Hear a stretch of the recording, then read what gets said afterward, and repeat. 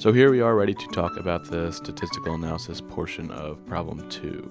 First of all, we'll start with the purpose of statistical analysis, which is to determine whether the results found in an experiment are meaningful. Up to this point, like we said in class, you have found results and you might have drawn conclusions based on those results, but without the statistics to back up what you're concluding, nothing has been meaningful to this point. So hopefully we'll have some actual meaningful data that you glean from these experiments. It answers the question, does the experimental data support the research hypothesis, which is something you'll develop at the beginning of the statistical analysis process. We're going to work this entire time with an example study. The example study says that a researcher is performing a clinical trial to determine whether a new medication is effective in lowering LDL cholesterol levels in patients with hypercholesterolemia.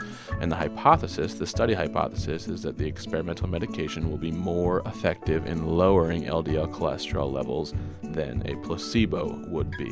So keep this study in mind as we'll refer back to it frequently throughout the example here. The initial results from the study, this hypothetical study, is that upon conducting the experiment, the mean cholesterol levels of the group that took the treatment was lower than those who received the placebo. So boom, we're done here, right? No, that's what we would have said in the past. Is this information enough to conclude that the drug is more effective than the placebo? No, it's not. We need to run a statistical analysis to make sure that our results were not strictly due to chance along the way. So how could we use statistics to further analyze the data for this study? There's all different types of statistical tests that you can run. We're going to use a two-sample t-test, which may be something you've already learned in statistics. If not, we're going to walk you through the process here. Two-sample t-test is used to determine whether the differences between the means of two populations are statistically significant. And that's that phrase we're going to keep coming back to. The steps in the t-test are as displayed right now. Please notice there's two groups, the before the experiment steps and the after the experiment steps, and they do have to be done in that order. We're going to start with step number 1, the two-sample t-test steps, which is to identify the null and alternative hypotheses. Step number 1, to identify the hypotheses. When you're using statistics to analyze data, it's always necessary to set up two hypotheses. Number 1 is going to be your null hypothesis, and number 2 is going to be your alternative hypothesis, which is also sometimes known as your experimental hypothesis. The note on there says that both hypotheses should be set up before you begin the experiment.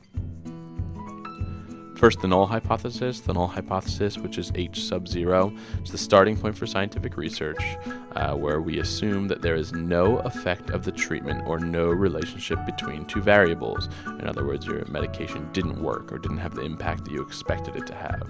The null hypothesis variables are typically set as an equality, which we'll see mathematically in a little bit here.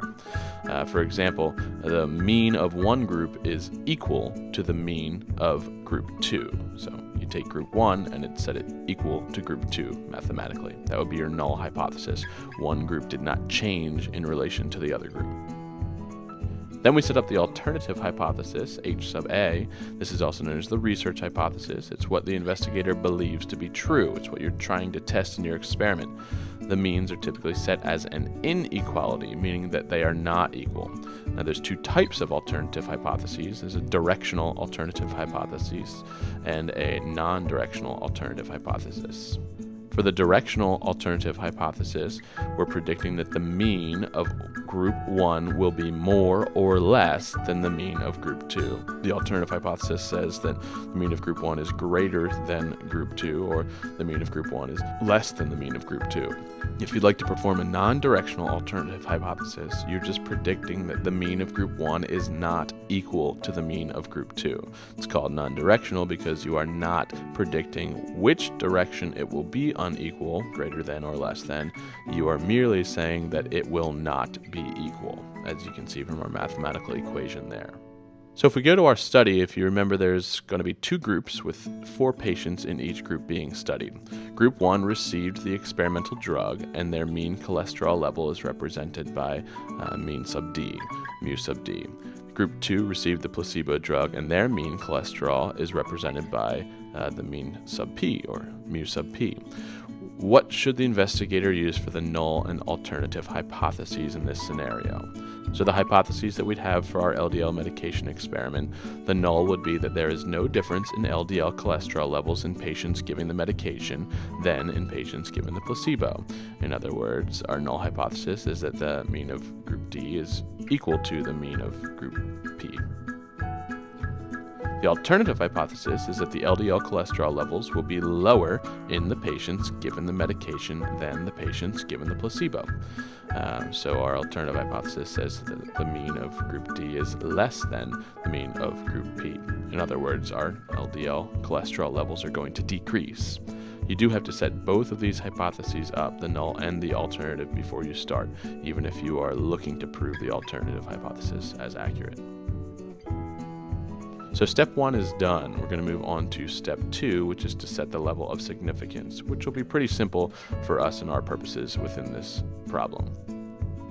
The level of significance, which is an alpha, must be set prior to the investigation. Alpha is used to determine the percentage of results that will occur due to chance. The lower the alpha value, the higher probability that an experiment will have similar results. This is known as the degree of reliability. So the degree of reliability is 1 minus alpha times 100. For example, an experiment alpha of 0.05 has a 95% degree of reliability. You take 1 minus 0.05 and then multiply that by 100, and 95% is a pretty good degree of reliability. Typical alpha values you're going to use are 0.01, 0.05, or 0.10, which if you find out the degrees of reliability, you're talking about a 99% degree of reliability, which would be the best, 95%, or a 90% degree of reliability. If your degree of reliability gets too low, you're going to have to reject your alternative hypothesis, which we'll see a little bit later. The level of significance for the LDL medication experiment is going to be given to us here. It says for the LDL example study, we will assume that alpha is 0.05, which has a 95% chance that results will be similar if this investigation is repeated many times. Now the investigator will conduct the study and collect the data that's going to be analyzed for the remainder of the steps. So our before the experiment steps are done, number 1 and number 2. Now we're on step number 3, which is to calculate the mean, variance, and standard deviation, which if you've had statistics classes before, are pretty basic math problems that as long as you do the work carefully and accurately, you'll most likely get correct. So here's our experimental data for our hypothetical medication experiment. 8 patients were treated, 4 were given the drug, and 4 received the placebo. The LDL levels for the patients are shown below. In the left table, you have the experimental medication for patient 1, 2, 3, and 4 and their LDL levels in grams per deciliter. And in the right table, you have the placebo and the patients 1 through 4 and their LDL levels in grams per deciliter. On to the actual calculations for step 3, you have to determine what values are typical or normal for the data collected. And in order to do that, we have to calculate 3 different things: the mean, the variance, and the standard deviation. First, the mean, which is known as x bar, the arithmetic average of a data set. And you can see the equation there. The way we figure out the mean is to sum all the values and divide by n, where n is the sample size for our values.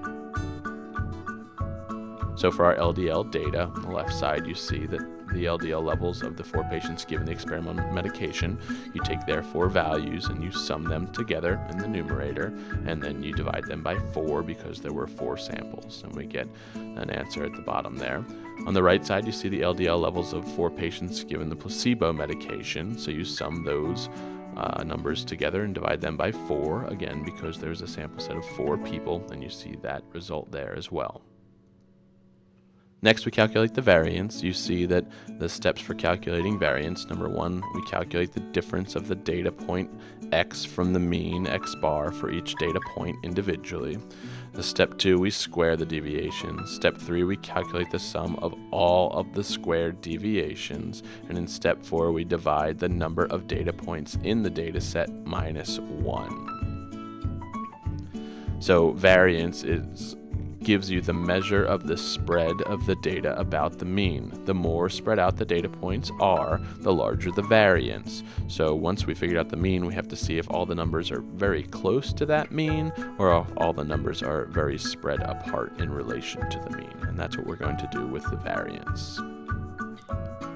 In order to calculate the variance, there's the equation put all together. Those 4 steps together look like this, and the variance S squared. Here are the calculations for the variance in our hypothetical LDL medication experiment. On the left side, again, you see our patients given the experimental medication. We take our average X bar from the first part, and then we calculate the deviation or the difference from each data point. So we take each individual data point and subtract the mean, and we get 4 individual numbers there. If you have more data points, you're going to have more numbers. Step 2, we square each of these deviations to make sure they're all positive, because as you notice initially, there's a couple negative numbers in there. We have to work with positive numbers, so we square them all. Step 3, we calculate the sum of all the squared deviations, so we add them all together. And then step 4, we divide that number of data points in the data set minus 1. So again, there are 4 patients, 4 minus 1 is 3, so we take our previously calculated number and divide by 3, and we get our final answer. On the right side, we do the same thing with the LDL levels of the 4 patients given the placebo, where we take each of those numbers, we take the average X bar sub 2 and subtract that from each of the numbers. We square them to get all positives. We sum those together and divide by the number of subjects minus 1. Next, we have to calculate the standard deviation. Standard deviation is S. You'll notice that variance was S squared, so this is a very simple calculation. Standard deviation is the measure of the spread of the data about the mean, and it is the square root of the variance. If you remember, we had to square everything to make them positive, so we're now taking our number back down to a more manageable conceptual level. So it provides a more accurate measure of the spread than the variance does in relation to your initial numbers. In order to calculate the standard deviation, you just take the square root of that variance we calculated before. So step 1, calculate the variance for the data set. Step 2, take the square root of the variance. And remember, square roots have positive and negative values. Here's the example calculation for our hypothetical medication experiment. On the left side, we have the mean, we have the variance, and all you do in step number 3 there is to take the square root of the variance, and we have our standard deviation. On the right side, again, we have the placebo, and we do the same thing. We have the mean, and we have the variance, and we take a square root of the variance to have our standard deviation. So what do these results actually show us? The mean of the LDL levels of the subjects given the experimental medication were lower than subjects given the placebo. You see this table here where you have the patient information, the experimental drug, and the placebo. You see that the mean is lower. You see the variances of each, and you see the standard deviations of each. So what we have to do next is figure out what all of that means for us. And the researcher will determine if the observed difference is statistically significant and caused by the medication and not just by chance. And they're going to do this by using the 2-sample t-test that we discussed earlier. So you can see that we're done step 1, 2, and 3 and moving on to step 4, which is to choose the appropriate t-test. There are 2 main types of 2-sample t-tests. There's an independent and a dependent, which is also called a paired t-test. Each type has several variations that depend on the experimental conditions. First, we'll look at the independent t-test. It's used to determine whether the difference between the means of 2 independent populations that are being tested for the same dependent variable is statistically significant. So there's the key there. They're being tested for the same dependent variable. For example, when one group is given the experimental device and another group is given a placebo. That's the type of test we want to use. Here's our independent t-test variations. The formula used will depend on the number of samples, which is your n, and if the 2 groups are of equal size. So you see in row 1, equation number 1, you use that when sample sizes are unequal and either one or both of the samples are small. And when we say small, we mean a sample size of less than 30. In row 2, we see the equation that we use for sample sizes when they're equal, regardless of size. So it doesn't matter how big it is. If your two sample sizes are equal, you're going to use the equation in row 2. The equation in row 3 is going to be used when the sample sizes are unequal and both sample sizes are large, large being a sample group greater than 30. For a dependent t-test, that is used to determine whether the difference between the means of two groups, each containing the same participants and being tested at two different points, is statistically significant. For example, where the same group of participants is followed before and after an experimental treatment. So the key for a dependent t-test is that it is the same group tested at two different points, and their different data points are being compared to each other instead of data from two different groups. The formula for a dependent t-test that we're going to use is the one displayed on the screen right here. You see it says when to use with paired samples. In other words, the subject's pre-test and post-test, or two different testing points, as we said in the previous slide. So if we revisit our experiment once again, our hypothetical LDL medication experiment, if we determine the type of t-test, independent or dependent, that is most appropriate for our experiment, because the two groups being tested are independent of each other, in other words, the participants in the experimental group and in the control group are different, then we use an independent t-test. Which variation of the formula should we use? Well, for our hypothetical scenario, both groups have 4 participants. Because the sample sizes are equal, 4 and 4, we should use the second variation, the second row of this table. So now that we've chosen the appropriate t-test, we're going to move on to step 5, which is to calculate the t-statistic and the degrees of freedom. Now that the investigator has chosen the equation for the appropriate t-test, it's going to be used to calculate the t-statistic. And here's the t-statistic equation. This value will be used to determine if the null hypothesis should be rejected, if you remember way back to the beginning when we made our null hypotheses. In calculating the t-statistic, we have our numbers from earlier in the table, and we plug those numbers into the equation. You have your x-bar, which is your mean, you have your variance, which is the s squared, and the standard deviation, which is the s. When you calculate these out step by step, you're going to get 0.89. You have to be very careful here for order of operations. This is where we see a lot of mistakes when people don't properly evaluate the parentheses, the powers, multiplication and division versus addition and subtraction. So make sure you do everything in order to get the proper t-statistic. This is one of those points where people often make small mathematical errors that will throw their problem or their statistics off.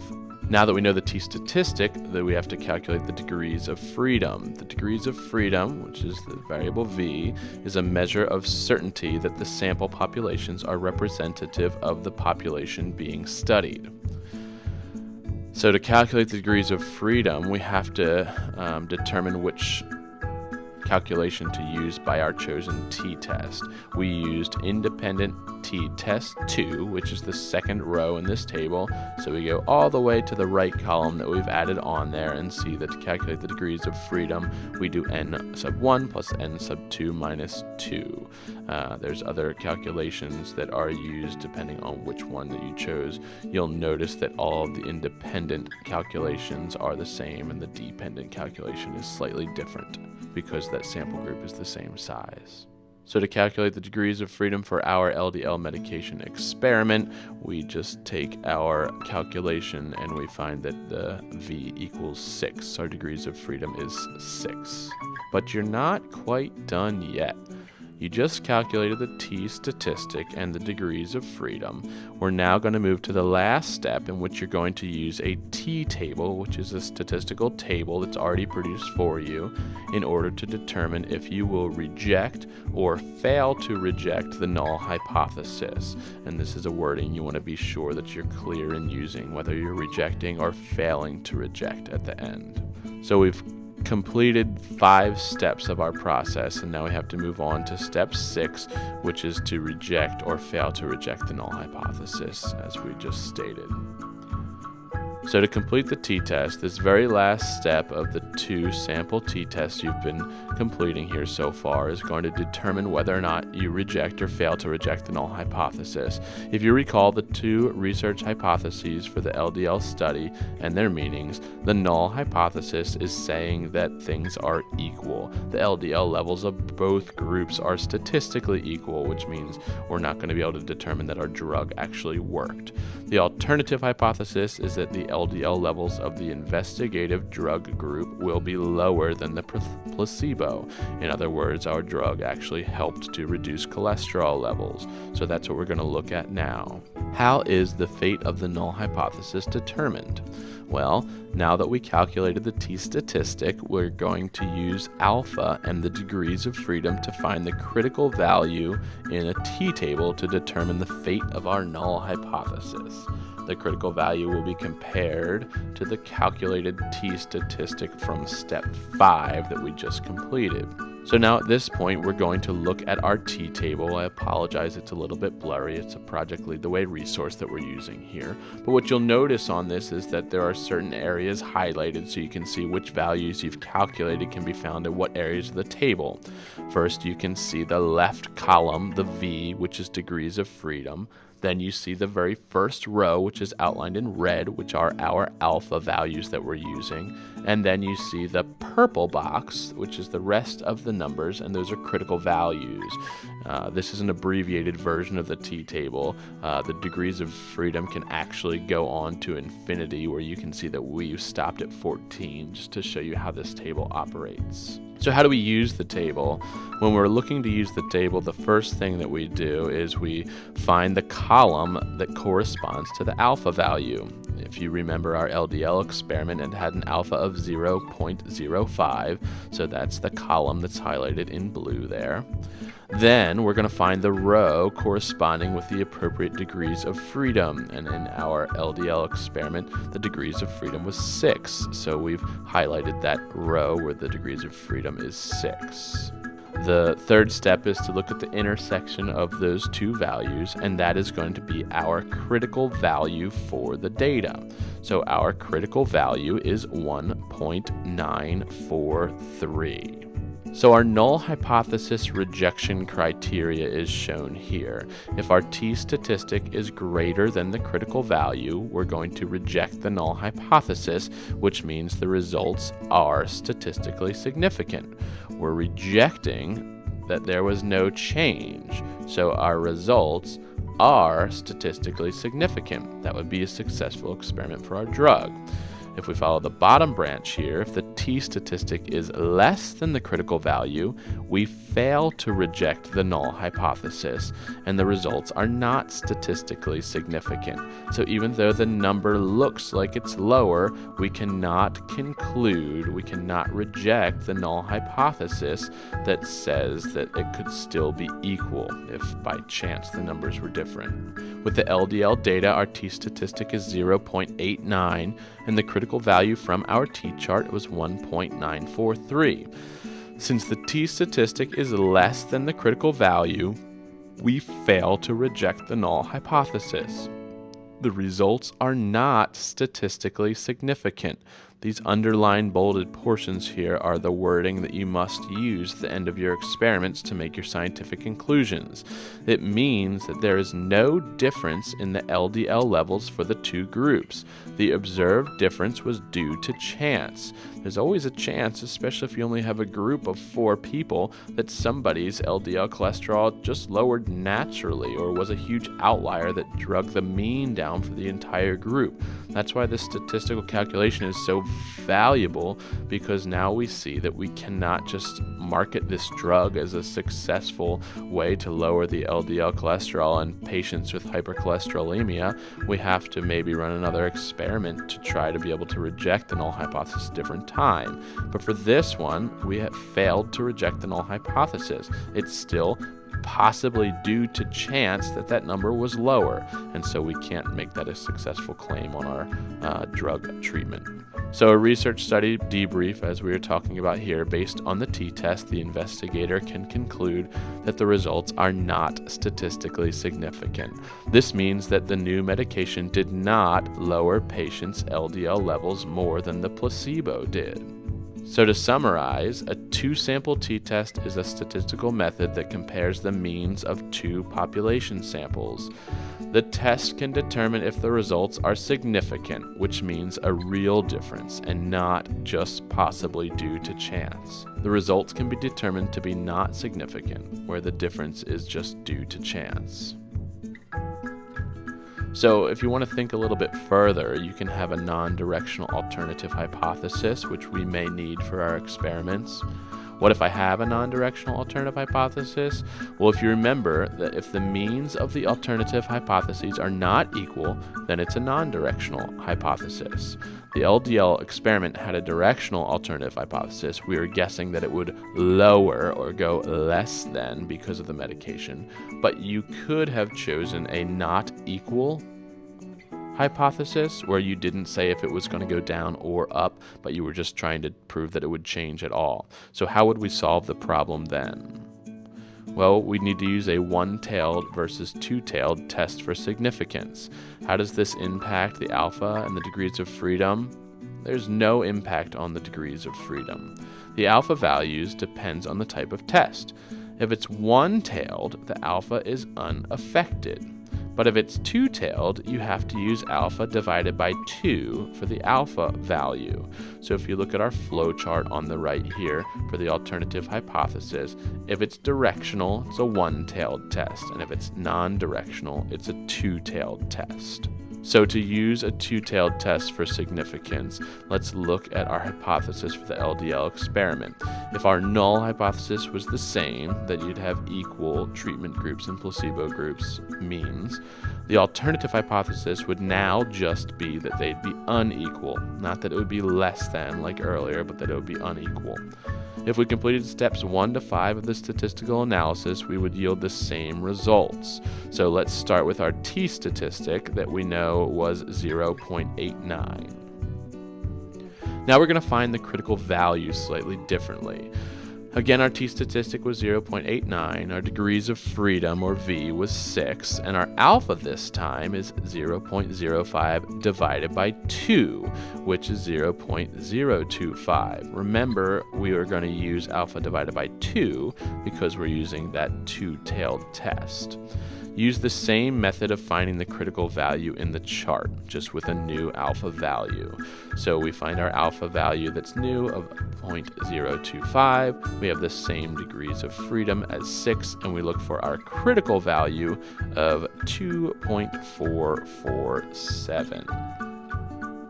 Now, if we go back to analyzing this, 0.89 is less than 2.447, so we fail to reject the null hypothesis. The results are not statistically significant. So there was no major difference for us in running this test for this hypothetical experiment, but there are scenarios that I'm sure you can imagine where that would be very different, where we don't know whether it would, or we don't hypothesize whether it would decrease or increase, but we just look for a change overall. So if you would just test for a decrease, but it actually increased, your decrease test would have to reject the null hypothesis, but your test where you just see if it changed at all would actually accept it as statistically significant.